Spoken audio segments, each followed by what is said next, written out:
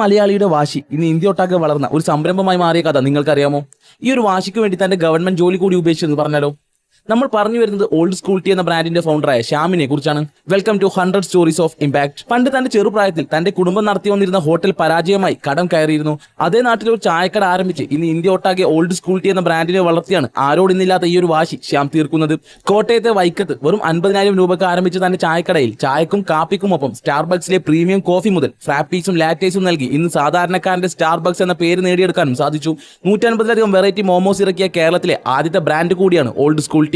4 വർഷം മുമ്പാണ് തന്റെ സ്വപ്നത്തിന് വേണ്ടി ശ്യാം ഇറങ്ങിയത്. തന്റെ ജോലി കൂടി ഉപേക്ഷിച്ച ശ്യാം ഇന്ന് ഇന്ത്യയിലെ പല ഭാഗങ്ങളിലും ഔട്ട്ലെറ്റുകൾ ഓപ്പൺ ആക്കുന്നുണ്ട്. കേരളത്തിലും തമിഴ്നാട്ടിലുമാണ് ഇപ്പോൾ ഏറ്റവും കൂടുതൽ ഓൾഡ് സ്കൂൾ ടീ എന്ന ബ്രാൻഡ് വളർന്നുകൊണ്ടിരിക്കുന്നത്. ഓൾഡ് സ്കൂൾ ടീ മാത്രമല്ല വിൽക്കുന്നത്, ഓർമ്മകൾ കൂടിയാണ്. വൈകാതെ തന്നെ 100 ഔട്ട്ലെറ്റ്സ് എന്ന മാന്ത്രിക വിജയത്തിലേക്ക് ശ്യാം എത്തുകയും ചെയ്യും. ഒരു തവണ തന്റെ കുടുംബം തോറ്റു പിന്മാറിയെടുത്ത് വാശിയോടെ വീണ്ടും പോരാടി വിജയം നേടിയ ശ്യാം ഓരോ തോൽവിയിലും തളർന്നു പോകുന്ന ഓരോ സംരംഭകരോടും പറയുന്ന ഒരു കാര്യമുണ്ട്: ഒന്നും ഇവിടെ അവസാനിച്ചിട്ടില്ല, പോരാടി വിജയിക്കൂ. ഒരു ബിസിനസ് തുടങ്ങണമെന്ന് ആഗ്രഹിക്കുന്ന നിങ്ങളുടെ ഫ്രണ്ടിന് ഈ വീഡിയോ ഇപ്പോൾ തന്നെ അയച്ചു കൊടുക്കൂ. കൂടുതൽ ബിസിനസ് വീഡിയോകൾക്ക് വേണ്ടി പേജ് ഫോളോ ചെയ്യൂ.